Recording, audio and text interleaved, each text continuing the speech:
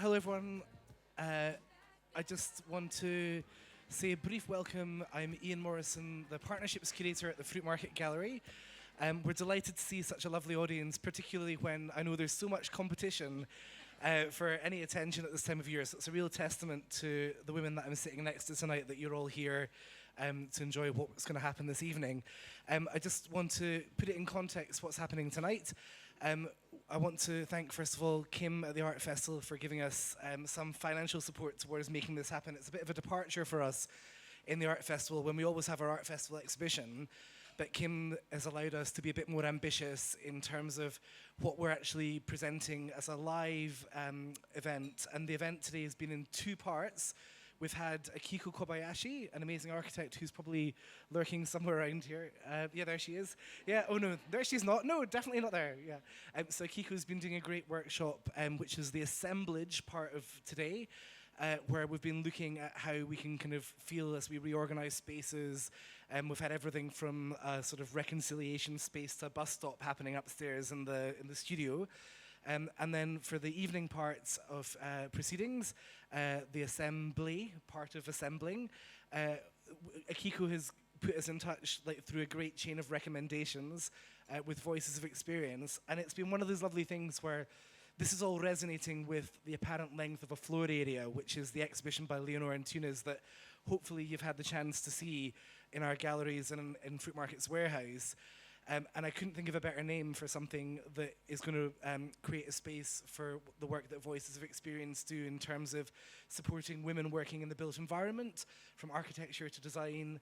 There's an amazing story of connections that really echoes the different architects and designers that Leonor's work works to uplift from across the 20th century.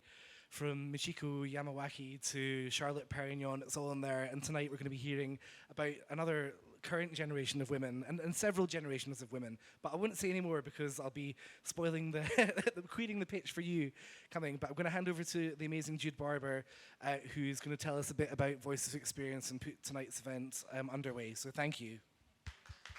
Thank you. So firstly, thank you so much to everyone at the Fruit Market and the Edinburgh Art Festival for convening this session and allowing it to take place. My name's Jude Barber. I'm an architect, a practice called Collective Architecture based in Glasgow.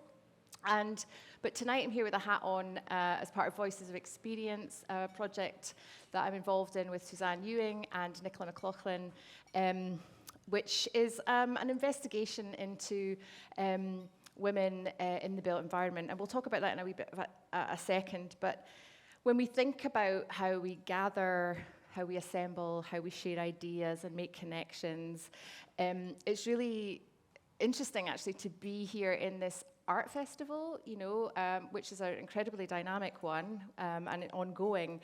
It feels so fitting for us to be in a cultural setting. This is actually the first event we've ever hosted in Edinburgh. We were established in 2016, and much of our work has taken place in Glasgow through the support and encouragement of the Glasgow Women's Library. We were established off the back of the 2016 Architecture Fringe, so it was born from that event and that ongoing incredible work that the team do there. For us to be in the backdrop of Edinburgh as a city, to be in the Fruit Market Gallery, the setting and convivial setting, and to also to be set against the work of Leonora, I think we just feel it feels incredibly fitting, and to credit our forerunners, which is actually a nice word that Leonora uses, is just really exciting. So we're delighted to be here tonight. The event's going to be in 4 parts, effectively. So the first part, I'll just give a brief introduction to Voices Experience in our work for those of you that aren't familiar with it. Suzanne's then going to take us through assembling histories, really in the context of Edinburgh and Leonora's work. And then we're going to have a conversation with Kirsty Maguire, who we're delighted is here to join us today.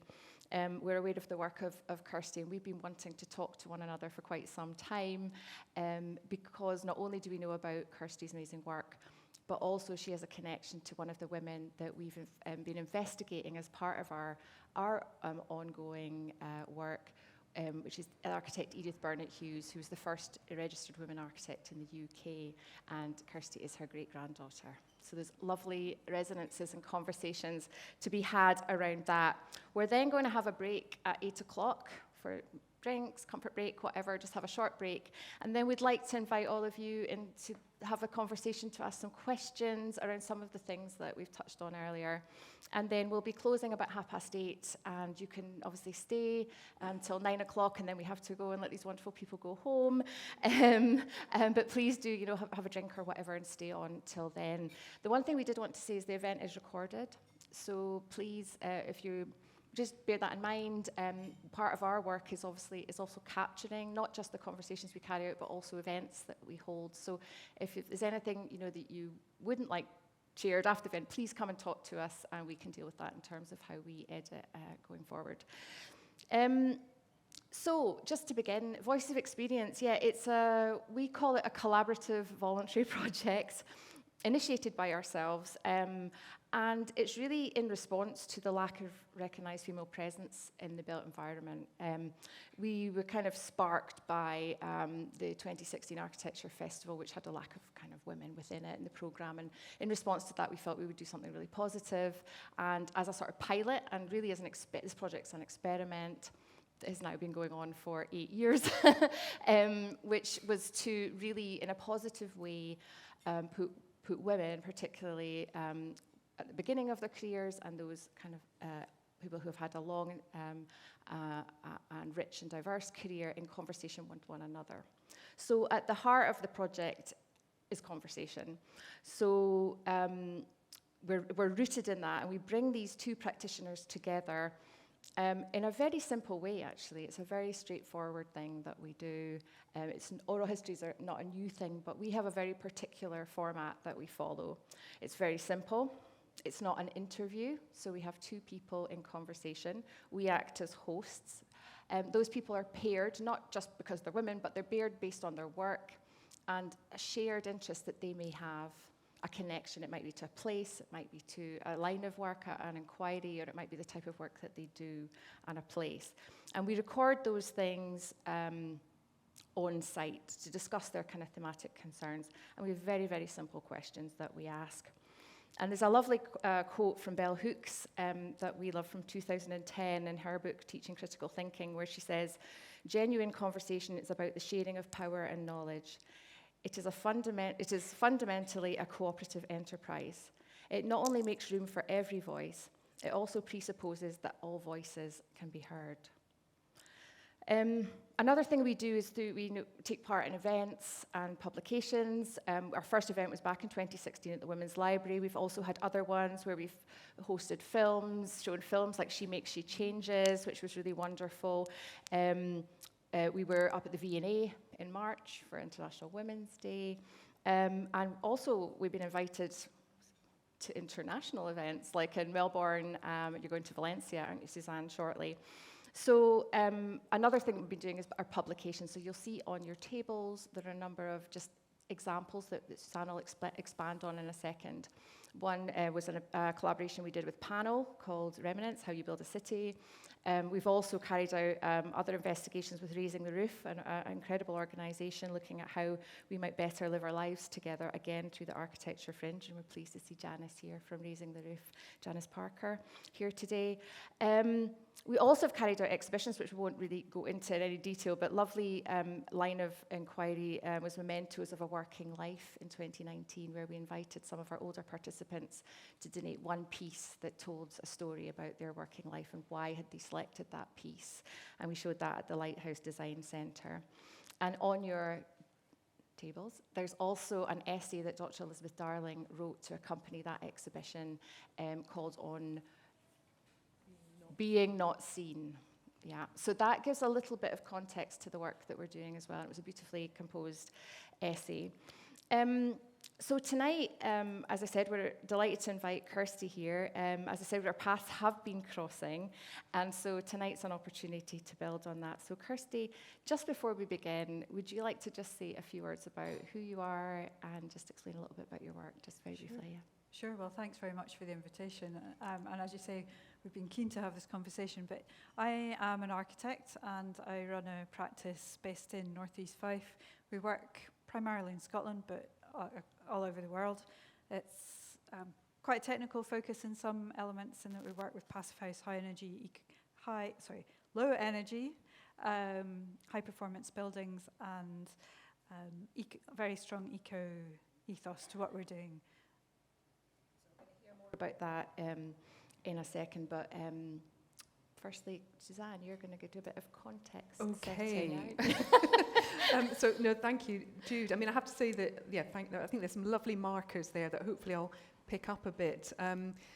We're doing Voice of Experience as very much a sort of in the gaps between things. My day job, I'm a professor at the University of Edinburgh, so actually the whole area of knowledge and education and research is something that we sort of, it's unexpectedly been another overlap with the more practice world in terms of how we think about where we find out about different people who've contributed to the built environment. And I think we just wanted to flag up to you, and I have to say thank you again to the Fruit Market. I feel slightly in awe looking at this amazing wall of the sort of exhibitions and the individuals who, I mean, are so inspiring. And I think one interesting context is that art and creative practice seems to be a little bit further ahead than architecture in many ways in terms of thinking about inclusions and how that knowledge works across education. So it's wonderful to be here because I think there's a sort of lessons to be learned, and also being outside an institution, either for higher education or a commercial practice. But I'm going to give you a little introduction to this sort of piece on your tables there. Please do pick it. These are for taking away. They are an assembly in themselves. And I suppose I just wanted to talk about it. Lucy McLachlan, who's here, is part of Panel, who are the co-producers with us. And this stemmed from a project around Civic Room in Glasgow.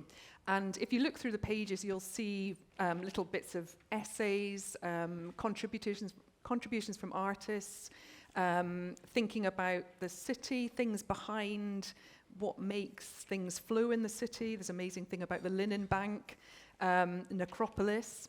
We've also got some conversations in here, extracts, which gives you a little sample of the work that we've been doing, that just positions a few of the conversations that took place around Glasgow.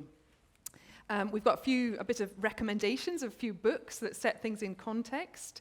And there's also a wonderful, I'm going to come back to this, but this page in here, which EBH is Edith Burnet Hughes, and this wonderful photograph. So this is Kirsty's great-great-grandmother, and there are other relatives in the audience who we'd love to... Audrey, your Edith's daughter is here. So lovely to welcome you. And Kirsty's parents, I don't mind me putting you on the spot as well, but just to sort of show that I think we're very excited that this is a sort of live discussion. Interestingly, Edith is one of only 3 women in the national biography of Scottish women.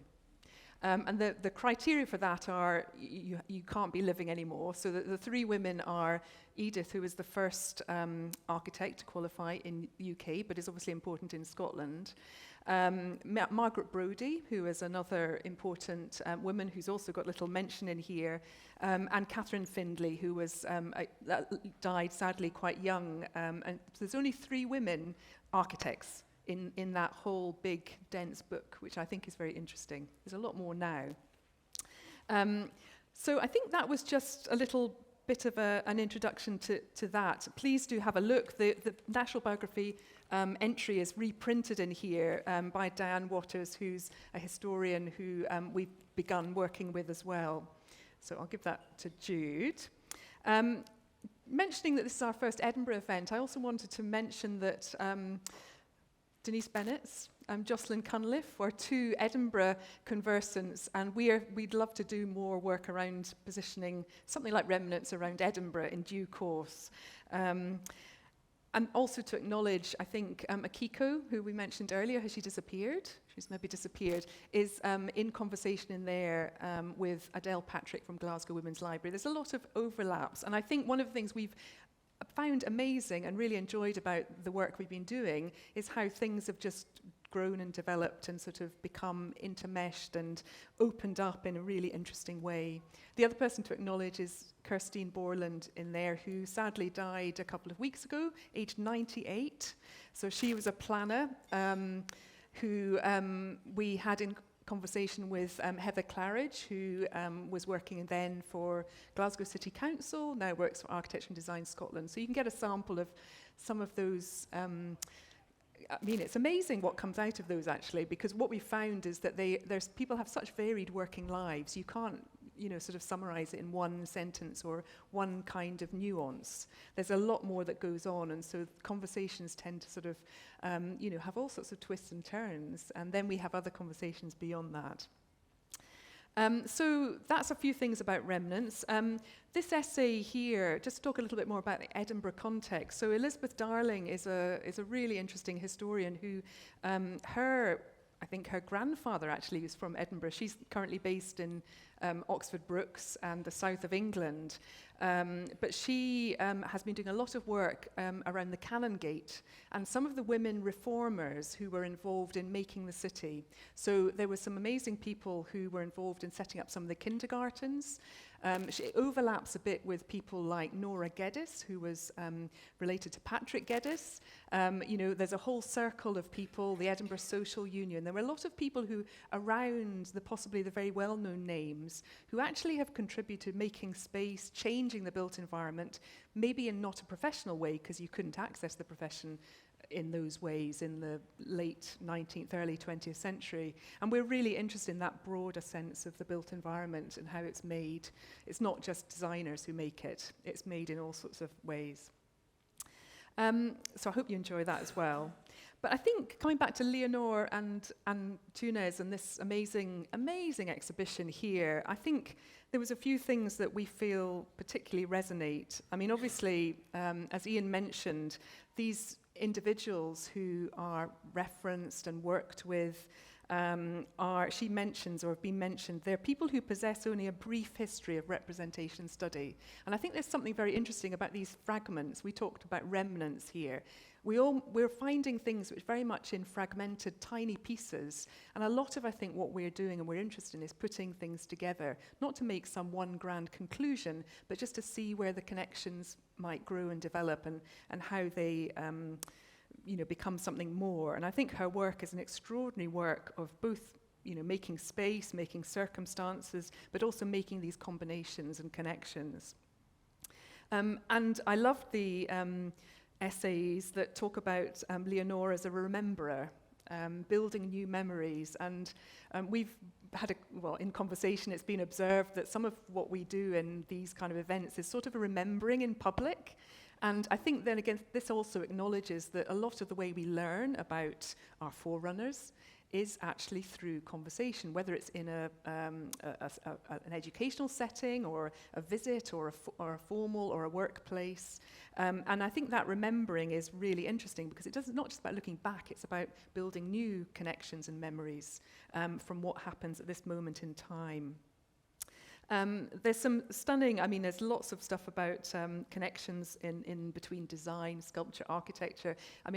One thing I think is amazing about the way that the pieces here at the Fruit Market are very contextually specific. They work with the columns in the gallery. They work with the sort of darkness and the rafters, the very specific way, which is incredibly architectural, and context specific. There really is not just about the objects, but the way they make spaces. And I certainly feel that very much particularly in that downstairs room, you actually create this extraordinary kind of haven that allows you to be protected, but also open. So there's a lovely sense of kind of generosity, I think, which is something we really enjoy with conversation. The bell hooks, as you said, there's a space for every voice, and it acknowledges that they can all be heard. Every object is a multitude, I think one of the essay quotes about Leonor's work. And finally, I suppose there's amazing names. The other thing I think is wonderful is that the individuals are named. So we can say Charlotte, we can say Lena, we can say Trude, Michiko, Marion, Elga, the first woman, sort of Italian architect in Venice who she's mentioned. And I think what I've thought was extraordinary about her work is that the term, one of the curators talks about building a fictional company. And I just think that's amazing, that an artist almost brings a group of these reference points with her as she makes new work. And she doesn't just ditch them, she sort of keeps them going in different ways, and then more gather. So she comes to a new place, and here we are, we're mentioning Edith Burnet Hughes, which is astonishing. So we've got, someone who we've never heard referenced in any other place, in our architectural education or, practice. So suddenly we're finding her mentioned and brought to life in some ways. And I think that's maybe the segue to think about Edith. Absolutely, it brings us on beautifully to that, because we were just really interested today and we deliberately haven't spoken to Kirsty in detail about the connections, and actually wanted to do this live with all of you. But when we talk about assembly and assembling, what we're doing today in this room is making those connections and taking the opportunity and building on the network.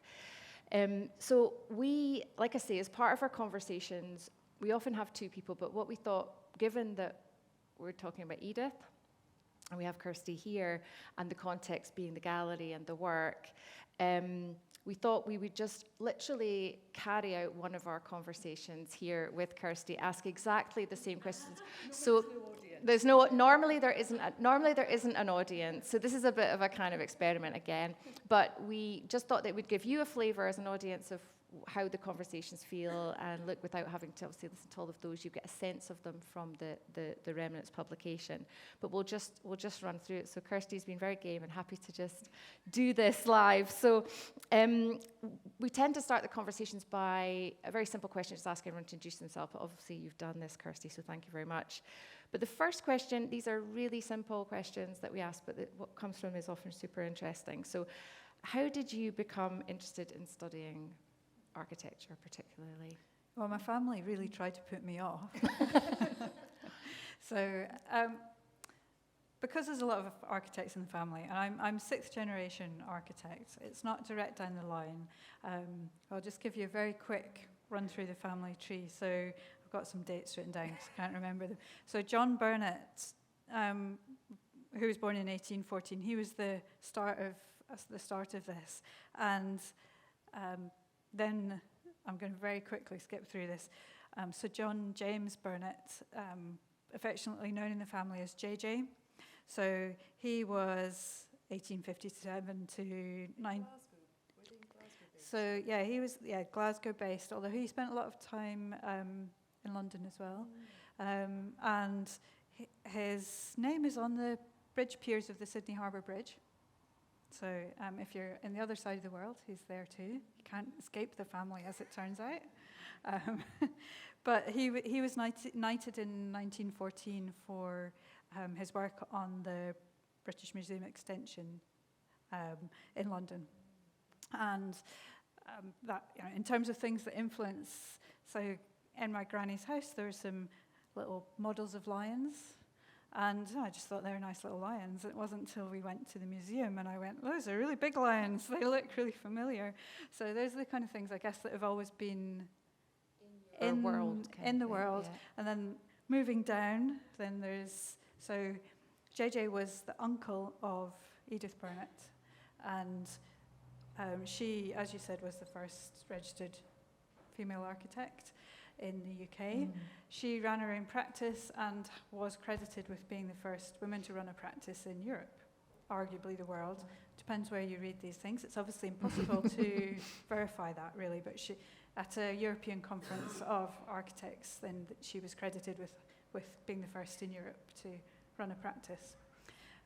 But we can talk perhaps a little bit more about that, but she became an architect in 1914 as well, so it was a busy year for the family. Then moving down was her daughter. So she had 3 daughters, one of whom is Audrey, who became a professional cellist. And her other 2 daughters, one was my grandmother, who became a doctor, and then Heather, who was an architect. and she also married an architect because, lots of architects marry architects. But they had a practice, but they also had children, and one of them, Nick Lomax, is an architect, and he runs practice in Brighton, and Lomax Design. In the same generation, my mum's brother, so my uncle, John Campbell, and he's been working in America, he's just retired, and then myself. So the boots are quite large. Yeah. And I think everyone has had their own practice, and I don't think there's been a few interlinking elements, but generally speaking, everyone's had their own practice. So it was fairly preordained that if I was going to live up to what was happening, I needed to do that too. Wow. And when did you sort of think, when did you find out this kind of stuff? Like about Edith, for example, being first woman registered. Was that discussed, or was it just known or not known? Or these things, they come in and out of conversation. It's just part of the fabric of what happens in your world, I suppose. And neither of my parents are architects, but family would come, and we lived in the Netherlands for quite a long time, so of course there's loads of amazing architecture to go and visit. So that'd be inspiring. So it's sort of inspiring, but sometimes I'd get a bit bored. I would want to go out on my bike.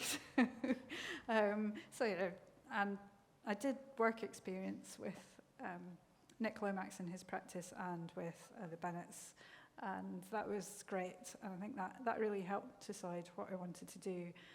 But I didn't apply to do architecture, but I changed my mind at the last minute. So what did you? What applied to do maths and physics. Oh, wow. So, wow. But yeah, I think when I changed my mind, Mum just went, "Oh yeah, okay, well, I've been waiting for this." So.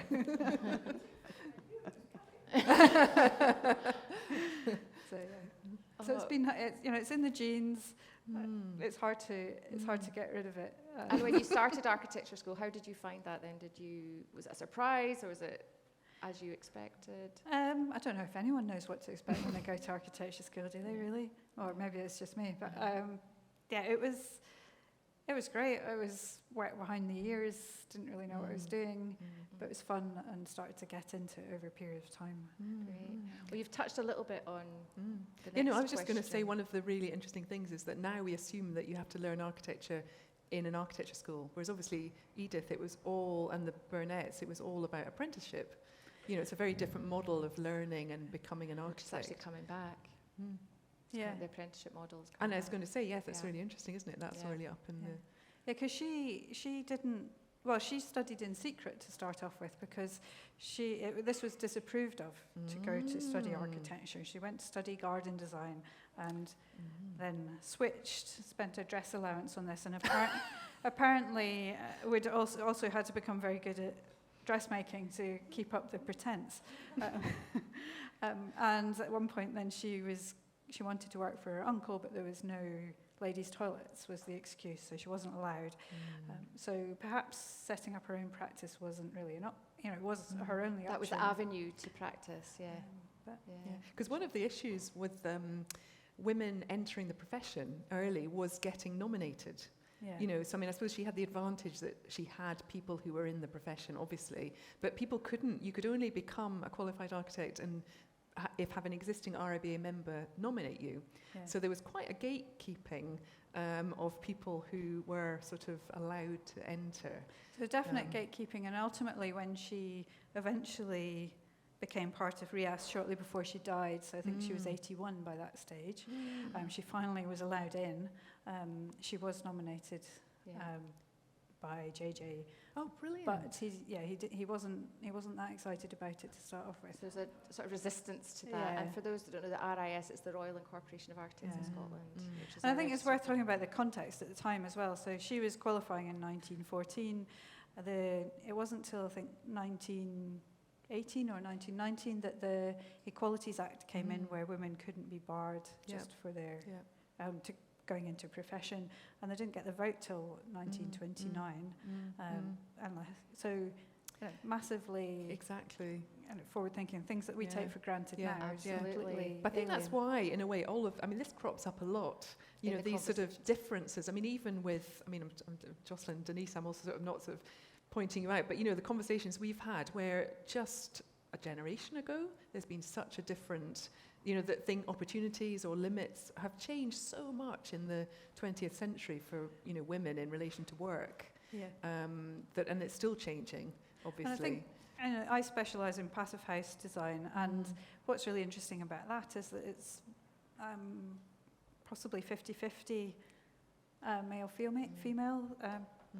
There's a huge change coming in regulatory side of things in Scotland, and that will affect the whole industry. But I think it's been really interesting that sort of change and change makers, a lot of them have been female. And actually, we part of the investigation for us is finding, sort of debunking that myth of the singular genius, the master architect, or the kind of, my grand plan. And actually the nature of the work is truly collaborative and requires a range of skills, a range of people. It's a team effort. And I think that has been a big theme that's come through in the women that we've talked about, recognising that collaborative nature of the work. Well, just to mention Kirsty, who I sort of feel we want to sort of talk about because she's sadly no longer here, but she trained post-war as a planner as well as an architect, and that was quite typical at that time because the whole project was rebuilding post-war, and that's what you kind of did and moved to do.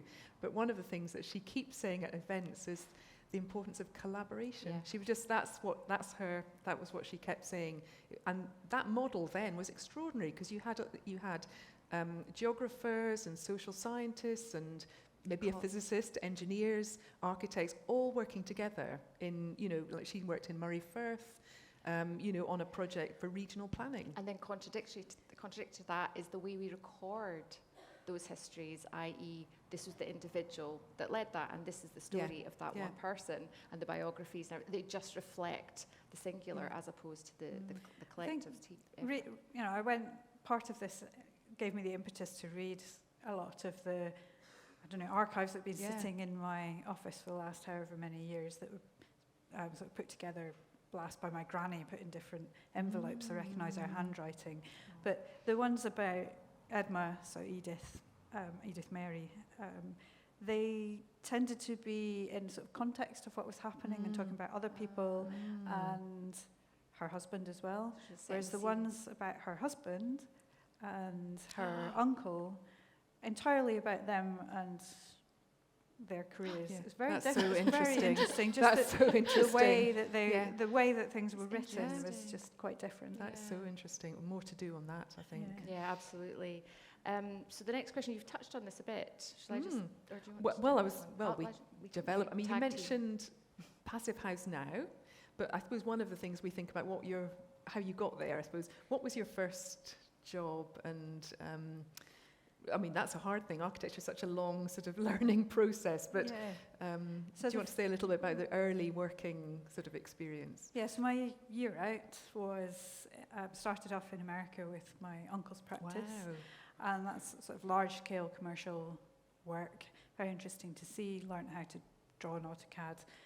Not really my bag in terms of work, but that's also quite interesting in how, as different elements of the family, we're interested in different things. Then came to London and worked with Rab and Denise. And again, great to have, two role models, but also a female role model as part of that. And I worked with them in their Edinburgh office over a period of time as well. And any particular projects that were sort of that stand out, and either as influential in terms of what you're doing now, or just were? I think what was really interesting actually was some of the things that Bennetts were involved with at the time. So I was helping develop BRIAM and talking about that. So it's as much process as product, and I think that was really interesting for me, learning about the nitty-gritty of putting a building together, but also how to make change. That fitted in really with a lot of things I was interested in, because spending time in the Netherlands, they're far more forward-thinking about environmental concerns than we were. So when I came back here, I was really shocked, actually, and there was discussions in university, we need to do X, Y, and Z. I'm thinking, I've been doing that for the last however many years. Like, what do you mean we're not doing it now? So that was quite interesting. Also, then it's like, straight from that sort of day one, that was like, we need to make change because this is not okay. This needs to be the focus. Yeah, I mean, but Bennett, you've been quite pioneering in terms of early days, way before it's been the norm, doing all that. Absolutely. So- Absolutely. And one of our next conversations is going to be with two men, actually, Jim Johnston and Scott Macaulay, around those, the notion of investigating and addressing the climate emergency, and also that pioneering work that was overlooked by a lot of radical kind of architects exploring, how we deal with the ecological issues around building. And we know this from stories from others out, that was kind of almost mocked and ridiculed at one time, and kind of not celebrated in the way that it should have been. And so I think that's one of the things we would like to explore as well through these conversations, is the types of work that people were doing. And so it's interesting, Kirsty, that's been a key focus of your work and your practice. So the next question is that kind of connected to that is, you talked on projects and kind of themes and things that you were developing and that were quite interesting to you. Just like at any stage in your career, like, is there any project that you're particularly proud of, and why would that be? I don't think there's one specific project, because we all, I'm sure you do the same, put your heart and soul into what you're doing at each stage. So I was thinking, I got a sneak peek at some of these questions, so I was having a think about this. Gentle structure, yeah. we said. So really what I was thinking about is sort of two elements, and there's various strings to what we do. So we build buildings, we do a lot of teaching and training, both across UK and worldwide, and that focuses on performance of buildings, energy efficiency, passive house. And so there's that sort of process, there's the change making, and that is something that can have quite a big impact. And that ranges from giving a talk to building control officers in the local council to working with the United Nations Development Programme. So it's really exciting and far more impactful, if you like, than building a string of beautiful buildings. And one of the things we're really proud of is that in 2009, three of us were just on the Passive House course, first time it had been taught in English, and we're sitting around the table in Dundee Contemporary Arts Centre saying, well, how can we actually make some change here? And last Christmas, lots happened in between that. We worked really hard. Lots of other people came on board. It's now a big thing with capital letters. But you're probably, many of you, aware that in Parliament last Christmas, it was stated that all new housing in Scotland as of the end of next year will have to meet the equivalent, a Scottish equivalent of Passive House. So this is going to make And huge for those change. that don't know what Passive House, could you just explain that? So that is very well insulated, well detailed buildings that are very low energy and carbon impact in their running. So also very low cost, but also it's very much about comfort and comfort and side effects, if you like, of health, and addresses things like fuel poverty. When you look, there's other people, not me, have done studies looking at the impact on attainment, and in schools, for example, that's gone up. Health, and so it's a huge ranging standard. It's a tool, though, in itself. It's been developed over the last 25 years. It originated in Germany. It's based on building physics. This comes back to my interest in physics. But for us, it's a tool. It's not, it's a good way of achieving things that's proven. So in terms of managing risk, it works really well. And we know that it's likely to get to where we want to go. And it's quality assurance standard.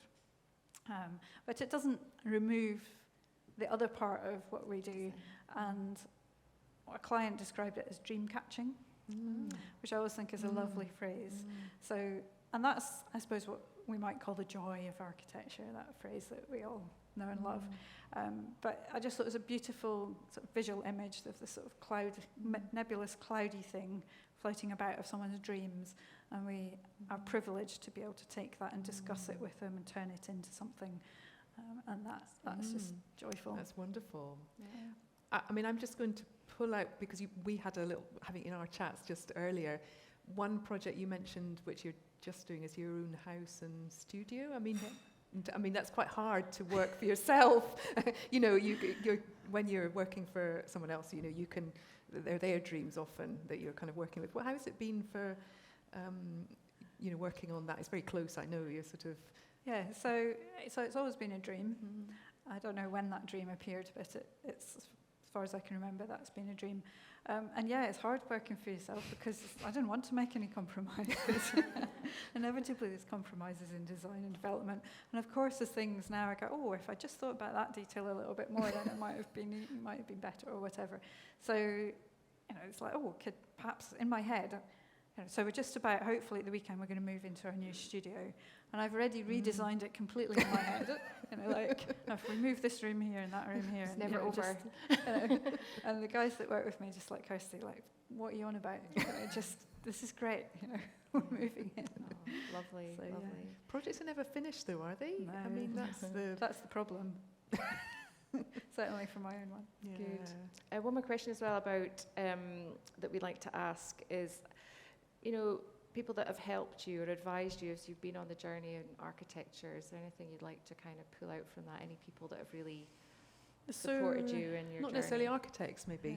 Other architects? Yeah, Or it could I be don't know. anybody, really. Interesting, yeah. Yeah, it could be I mean, anybody. you talked about collaborative working, and there's so many people that, it could be a bit like the Oscars. Okay, here we go.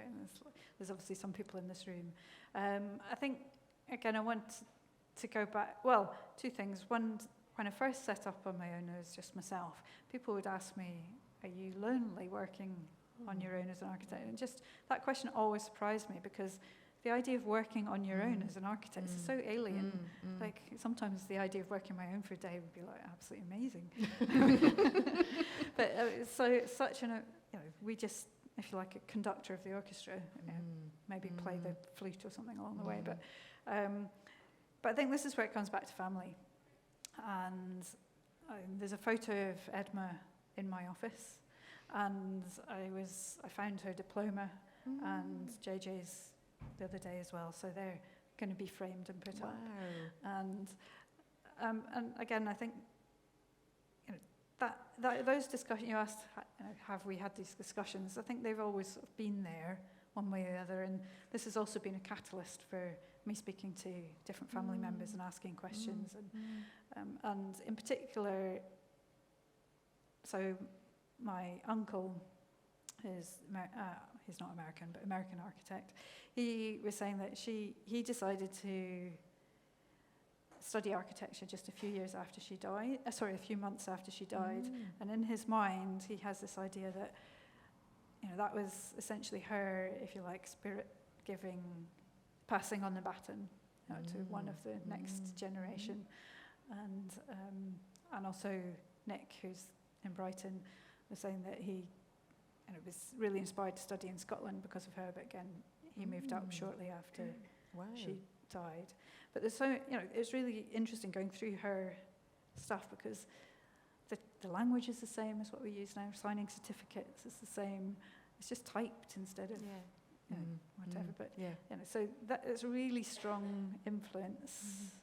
Just thinking about writing, one of the things, if you Google Edith Mary Burnet Hughes, one of the things you get is her signature from a drawing, which is, I think, really interesting as well, because it comes back to that, how you record the individual, where it's verifying. It's a contractual thing often to sign. But it's quite rare to find individual names. But I love it's her handwriting. It's just in a blue ink or something. But she travelled a lot as well, and her sketchbooks are amazing. So I'd love to see them. Absolutely stunning work, and that was part of convincing the family that it was a good thing to do. But she was really prolific at her studying and her drawing. Wow. Did she continue that through her sort of more active working, I think to a professional certain life? extent, but she the name's gone straight out of my head. Where she went travelling. You were just talking about it, Audrey. She went visiting.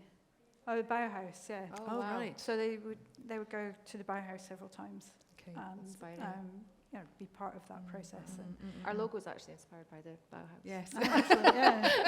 I know. So great. One last Yeah, thing. we're just going to have One last thing. Any advice, just quickly, that you would offer to maybe people starting out in their career in architecture? I think, it sounds a little bit glib, but follow what you're excited about, because there's a lot, there's a lot of time invested in this. But I think what's been really interesting for me is that sort of passion for picking up on something new and running with it, but also the grounding in sort of the commercial world to actually make these things viable and happen. I think, again, looking back through the generations, that's actually something that's a theme. So Edna was particularly drawn to kitchen design, and again, that came a lot from discussions with Bauhaus. But again, you see, change we and would change dismiss making. that now, but that was a time when women's role in homes was changing so much, and the idea of the kitchen was changing. You know, so actually that's quite an interesting sort of, I mean, again, it's like, as you were saying, following something that's happening or changing in a way. Yeah. And also Anne Duff in the conversations we had about Cumbernauld and the housing design there, when she talked about, she'd worked in the States and then came back to work at Cumbernauld and talked about utility rooms, but she used to call them futility rooms. Which I still call them that now, actually, so that's quite good. Okay, so this is probably a good time. Thank you so much, Yeah. Kirsty. Thank you for that. Kirsty. We're going to stay on for a little bit longer, and if we think this might be a good time to take a wee pause, if anybody would like to get another drink or have a wee break, stretch your legs, have a little conversation. We'll have just a 10-minute 10 minutes, break, and then if you're, please come back and we'll have a kind of open floor questions on anything you've heard tonight or anything you'd like to contribute. So thanks very much. We'll see you in a minute. Thank you. Yeah. Thanks, think you're everyone. Thank you, thank you, thank you. Good. It's lovely to see everyone chatting away. That's brilliant. So look at this rowdy crowd in the middle. No, anyway, we just want to say thanks, everyone, for staying. And we just wanted to kind of really open up the discussion and see if there were any burning questions, because very much part of what we do is having, seeing everyone here as part of the conversation. And so if there's anything you might want to, anybody would like to say, to ask, to share, please do. If not, we will just continue having a conversation. But if there are any questions, would you like to volunteer them or not? Yeah, question here, Andy. Sorry, just thought I'd ask you a question. What has been the kind of biggest piece of learning for the team in terms of what have you got out of doing the project since you started, either as a woman or an architect? Oh, that's a good question. Yeah, so much. Personally, we talk personally. Yeah. So for me, I think I've just had my eyes opened. It's made me quite angry about what I didn't get told in the past, how I was taught.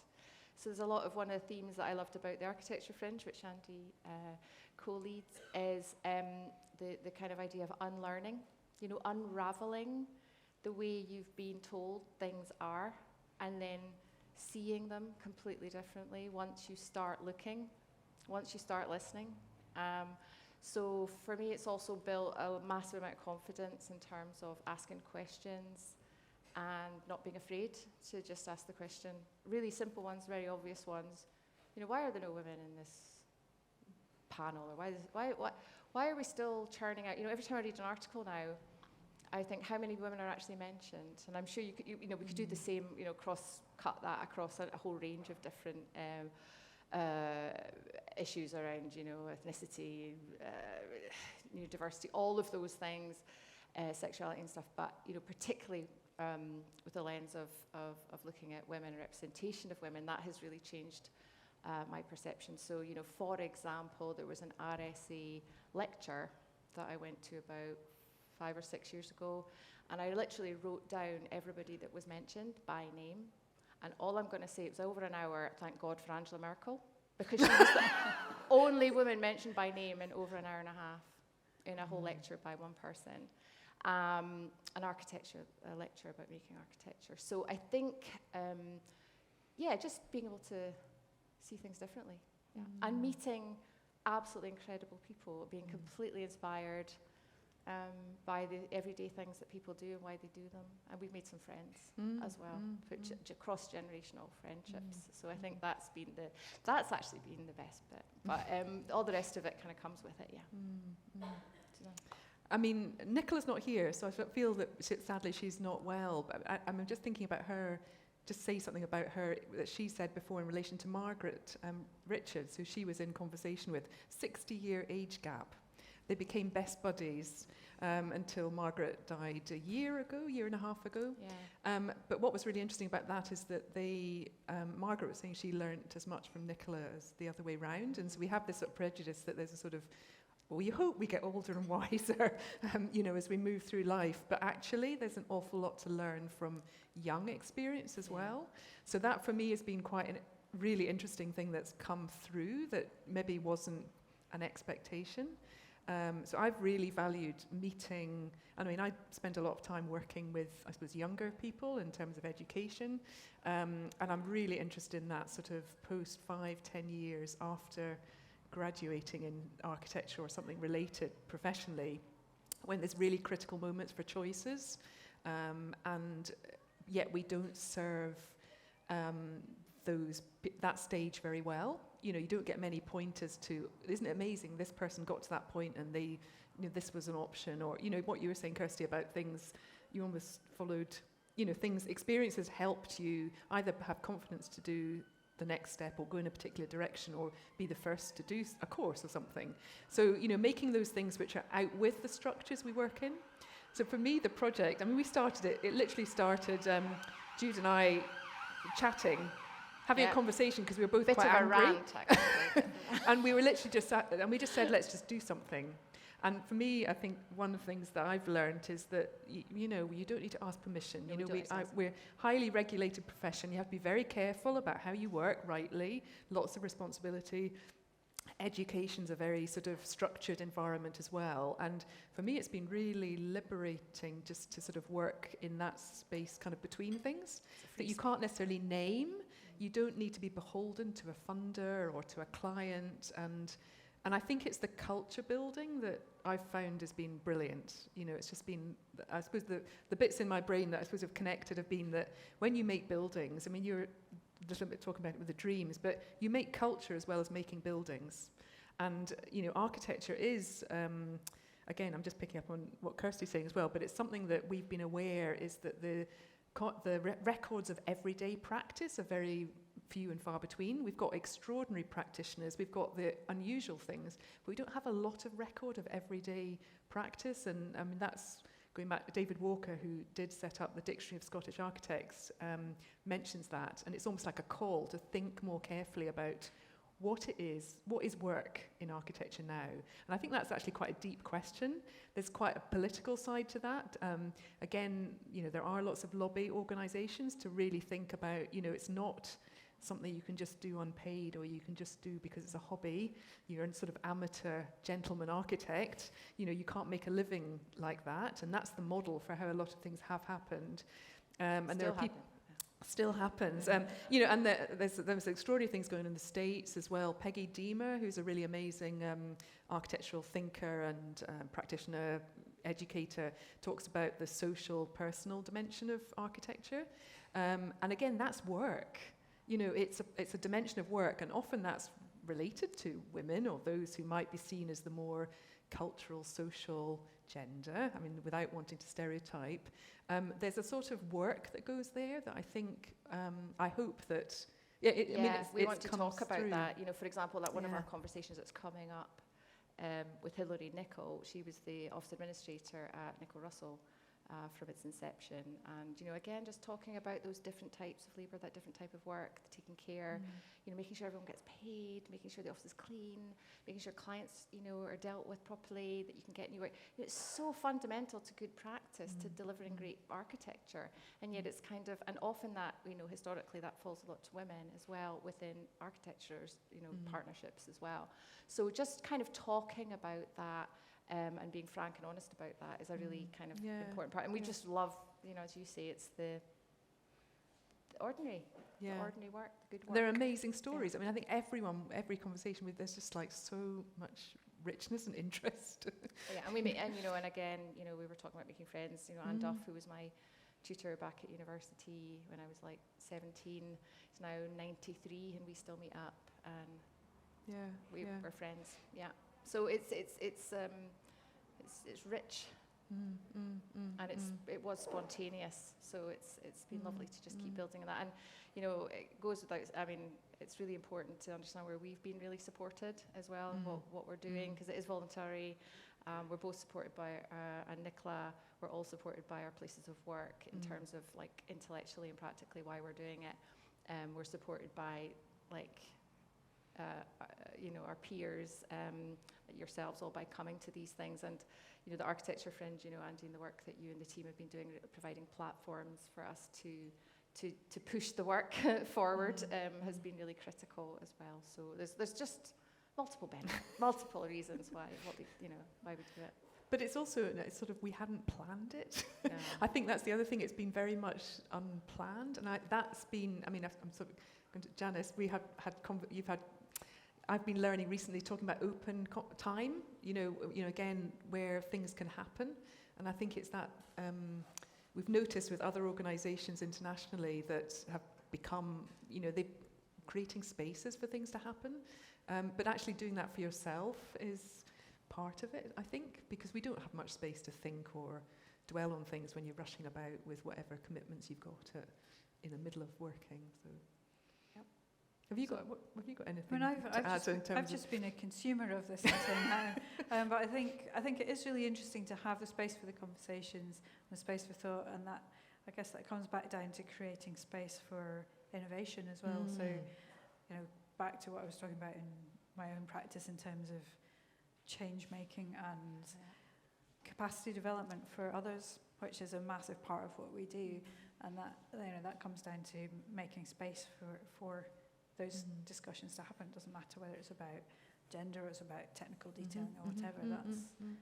That's fantastic to see what you're up to. Great. Anything else? Oh, I've got one here and another one here. And one. Okay, right, let's do it in that order. Let's go. Oh, you go first. Okay, we'll come back to... Yes, I have quite a broad question. I hope that's okay. I found it really interesting when you were speaking about post-war architecture and the need to be both an architect and a planner and be involved in the rebuilding of things, which I imagine was maybe quite a fast-paced, reactionary way of working.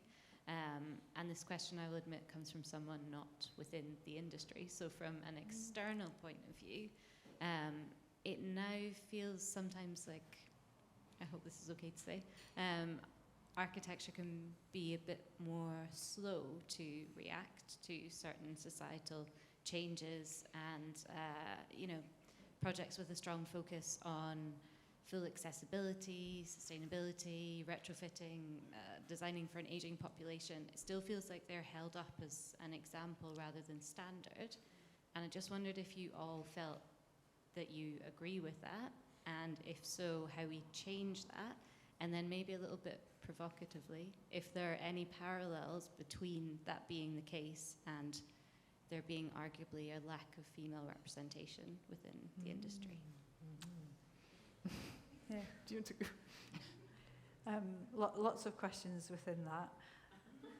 I mean, it does frustrate me where there's a lot of things. It's like, oh, look at this amazing building that's an exemplar. It's like, oh, yawn, okay, like that's actually, you know, this has been done for the last 20 years. Look at those exemplars and let's actually turn this into reality across the board. And I mean, that is change. That, you know, in the world, in the sort of silo that I exist in, we've gone from 3 to, you know, industry-wide now, about to come in. So from that point of view, that is fantastic, and it was very emotional when that was announced. But that has taken quite a long, you know, that's taken, well, from 2009 till next year, and then who knows actually what that's going to look like. But that feels quite quick, actually. I mean, there's lots of other people doing lots of other things, which are really exciting. But yeah, it'd be nice if a lot of these things were not exemplars. But part of that comes from, you know, you get consent, like planning consent, because it's an exemplar, or you get funding because it's an exemplar, and then it becomes normal, and people can't do it anymore because, you know, they feel like they need to do what is in their safe zone. So it's that funny linkage between exemplar and common practice that I think is the disconnect. And I think there's a little bit about, I think your point about the gendered nature of the work. I mean, it's still really, I mean, it's crackers. I mean, I still go to meetings where I'm only women, you know, it's ridiculous. So that's an industry problem. It's getting better, it's definitely changing, so that's good. But I think we are still, I think this is changing, but there is, the reason the pace, I think, has been slow to embrace change is because there has been this holding on to an idea of what a good architect is and what a good architect looks like. And it's kind of an old-fashioned idea about, you know, this, what we're talking about before, the singular, the final building, you know, rather than the process, the how, the why, the in what way, and what outcomes, and what does it actually mean, you know. So I think that, yeah, it probably does help that the industry is getting more diverse as we speak, and that, you know, things like, I mean, yeah, I even remember like 15 odd years ago or something when we were, you know, our practice does a lot like participation, engagement, you know, like, and people even at the time were saying like, oh, it was mocked, you know, mocked. Why are you asking ordinary people what they think? You're the expert, you know, and all this kind of stuff. Honestly, people, other architects would say that they would write about it. They put it in newspapers and say, why are you doing this? And now we know that, of course, the way to build and develop places is to open our ears and to gather and then to respond as people who do this and have certain skills. But yeah, it's part of it. And so that's just one example. You know, whereas now that's now getting bedded in policy. You have to do it, you know, now and everything like that, and it seemed to be, you know, important. So I think there has just been, been on the back foot, absolutely. I think as a profession, and we need to ramp it up. And we've got new planning policy now. New Scottish National Planning Framework 4 is actually saying, yeah, you got to do this now, folks, and that's good. That's come from planners. So the other thing is a lack of enthusiasm in the industry for going back and looking at buildings that have been completed, and that's something that a minority of practices would do, even at basic level, and you know, so you just do the same thing over and over again, because that's you know, the more efficient you are at it, the hopefully more profitable you are, and you know, there's that, but actually, you know, it's a product. Okay, each is essentially a one-off, but it's a product that doesn't then necessarily improve. So like building performance evaluation, I know that you guys get involved in that as well. yeah. It's something that we do. But It's hugely important.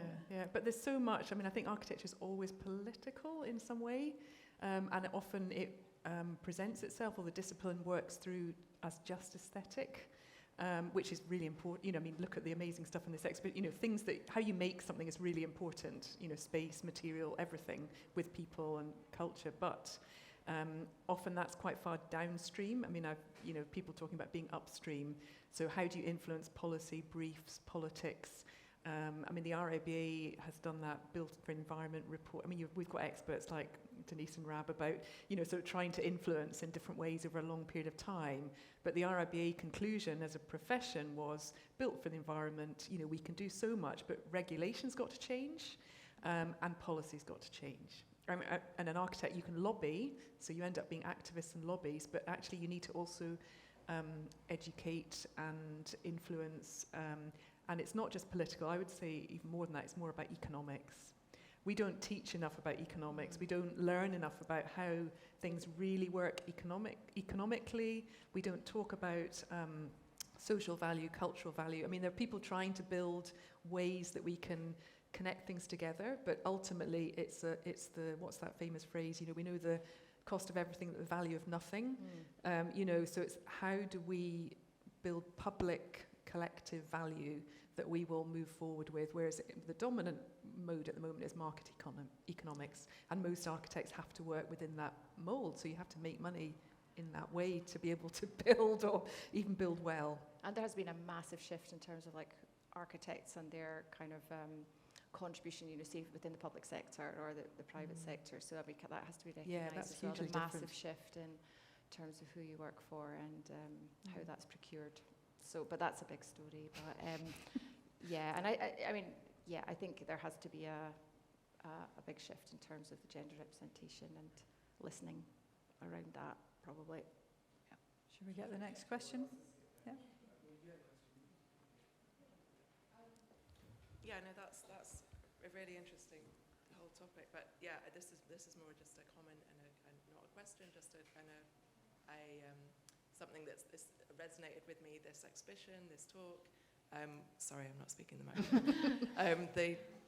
A couple of artists I know who are also, it is something I feel that artists generally are kind of picking up on and being aware of. And I know a friend of mine is working with, did a really interesting project with the Bauhaus, and I learned a lot through her project that in the Bauhaus the women weren't allowed to study architecture, so that's why they did the kind of fabrics, the lighting, the objects design. But so what she did, she went to stay at the Bauhaus where you could stay there, and she did these photograms of curtains, of lights, like actual images of the actual objects.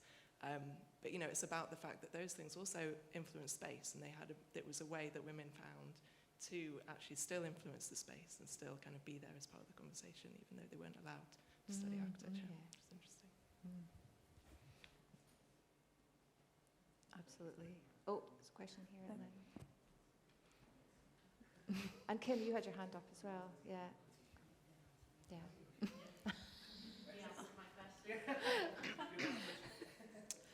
This is a question for each of you. I'd be interested in how you'd each respond.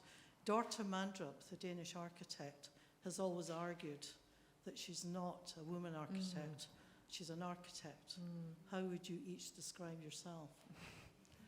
I'm both, depending on what context I'm in.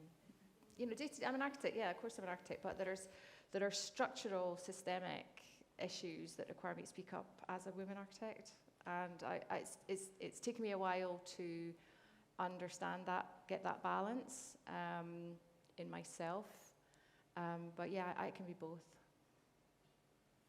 When I have to be, yeah. Yeah. I mean, I think it's contextual as well. I mean, for me, I always have a bit of an identity crisis because I'm an architect, but I'm also an educator. You know what I mean? I have a number of different roles, but there's also a human dimension. You've got sort of, kind of, you're a person in particular family or whatever. But I think an architect is quite narrow. I mean, Flora Samuel, there was a really interesting article when she became head of the Sheffield School of Architecture, and she said, what does the word architect even mean anymore? And one observation is that it's very easy to label people, and when I hear people say, oh, you're an architect, it normally is, so you must know about this, and which I normally don't, or it's quite interesting what's carried by that term, and it varies from different people's experience, and either it's sort of technical, being able to fix and maintain things, or it's something about dreaming or conceptualizing, and we don't have much of a vocabulary, whereas in Denmark there's such a big design culture that there's much more literacy around talking about design. And I'm just thinking, Susanna, pick up on Design Exhibition Scotland. I mean, we need to build, and the amazing things that are in this space, the Tanya Kovats, making bridges and kind of blowing open those labels and categories to go, is it good work? Is it timely work? What's it doing now? So Design Exhibition Scotland, for those who don't know, is kind of promoting design in its broadest sense, and it's encompassed architecture and making, innovations in materials, craft, all sorts of things. We don't really have a space to think about that. I think it's interesting, Leonor Antunes' recent book, he argues that the language we use. Yes, I just read that, yeah. It's come through marketing as opposed to architecture. Yeah. That has really cornered architects in assuming a role that isn't really legitimate. And he's arguing that we should look at redefining the language of architecture to protect the role, to help the role flourish. Yeah. Yeah. I mean, just one wee comment, because I think Kirsty needs to comment to answer that as well. But I was just thinking, one of the things I was just mentioning it earlier, we did as a conscious decision with our recordings was to just make them audio, because we were very aware that the image of the architect is a sort of big thing. Rainier de Graaf, Rem Koolhaas, the big names and people and faces reinforces the myth of the individual. But we felt that, if you hear a female voice, you know it's a female often, maybe not. We've all got different voices, but it slightly takes away that kind of very quick judgment about gender. So that was a real decision. So because I think the image of, and knowing those names impedes us a bit. Anyway, Kirsty, what's your thought on that? How do you describe yourself? Talking of imagery, we're all dressed as architects tonight. Well, I want Edith's dress allowance. I'm now thinking that's something Such we a need to cliche. bring We've only down. got different colours. I mean, we didn't coordinate on our outfits. But to answer your question, You're right. yeah, to answer your question, I sort of rail against being a female architect with, and I'm an architect. I happen to do a lot of different things which go out with that role of architecture with a capital A, and that is what gets me excited. And I work with colleagues, some of whom are female, some of whom are male, and they all have different characteristics. Some of which might be one colleague who was male was particularly sensitive in a certain element of his work, which would be a traditionally female area of work. So big beardy guy, he's like whatever. There's all sorts of things tied up in that. So yeah, I haven't come to terms with that, if you like. I happen to be female. I happen to be an architect, and I think it's a broader thing. It tends to get put on you a bit, actually, rather than if you're talking about gender issues, like, oh, you're being a woman architect now. It's like, no, I'm just talking about. That's when it annoys me. It's like, I think there is a sort of reality. I don't know if you feel you've experienced this, but I feel maybe we're in a slightly more benign environments. But there's always a consciousness you carry when you're in an environment that's often not that balanced, where you feel you've got to prove yourself just that bit more. You're really professional, or you're really, you know what I mean. I think that's a shared. I don't know. That's a shared reality. I think you can't be just okay. You have to be better, sort of thing. But that's the societal thing the systemic thing I was talking about. But as long as I'm not a lady architect, I'm kind of okay with that. Somebody did say that 6 months ago. So there you go. So there's still a bit of work to do, but I think it's still it's a good come question. across contractors or clients or whoever don't really want to work with females, but at least now that as a female-led practice, they don't, they're unlikely to be either tendering for work or coming to us for that work. And actually that brings us back to Edma, who had a lot of female clients, and that's really interesting in that period as well, because of course, that was a period where women didn't necessarily have access, particularly to the funds for that. So that was also very interesting. And Deanne Waters has done a massive amount of work, the commissioning of architecture. And I have to say, there's some lovely research brewing, and more in architectural history, about women as clients. And I mean, there's a sort of mood, European work as well, about women who were patrons effectively, but actually quite influential in shaping projects, and we need to know more about that. That's interesting down in the colonies as well, because some of the funding for those was from female donors as well, right at the early stages there. Excellent. Well, that's a good, lovely note to perhaps end on, because we're running out of time. So we just wanted to sing a few thank yous. So firstly, to all of you for coming. So thank you very much for taking the time and spending this moment with us. We wanted to say thank you to Akiko Kobayashi for putting us in contact with the fruit market, and Ian. And to Ian and the team, and thank you for all the wonderful tech, talking about hidden skills and labour. Thank you so much for the team here for making this all run so smoothly in every aspect of the event. To the Art Festival for inviting us and making this happen. The whole programme is absolutely wonderful, so to be a part of it is incredible. To Kirsty, thank you so much for being so generous with your time and for sharing so much, and to your family as well for coming. To Archie Fringe for always inspiring us and for really creating this project, making it happen. And I think that's everything. And we wanted to say thanks to our colleague Nicola, our co-lead on the project, for everything she does, and she's unfortunately not here because of illness. So we want to say thank you to her. And if you do want to stay in touch with us, we've obviously got the website, Voices of Experience. You can find us. We've got various socials as well. Social is probably quite a good way to stay in touch with us directly. But yeah, please take away anything that's on the tables. Do come share anything with us. And if there's anything you'd like to pursue, or any ideas, burning ideas you have connected to the project, please let us know. Thank you. Thank you. Oh, one last thing. Waiting a bit. I don't know if many people in this room who are architects know this, but to this day, the most prolific architect in the world, to this day, she practiced for long, centuries ago, is Julia Morgan, the American architect.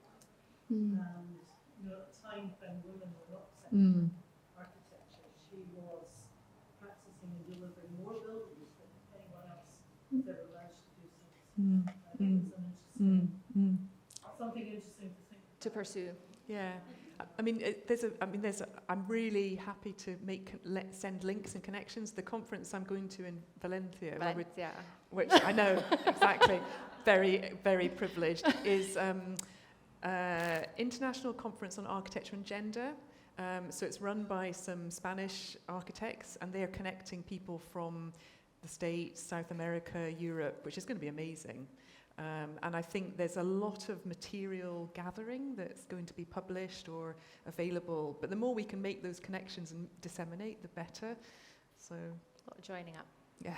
Thank you. Assembling. Oh, one. Can I throw in a final provocation? Yes. If Ian will let us. Yeah. Was an architect, and I've been able to argue that because of Kirsty's great-grandmother, Nick Lomax, is a direct contemporary of ours. So, from age 18, I have known about your great-grandmother. Wow. So when people have said, are you an architect? I said, no, I'm an architect.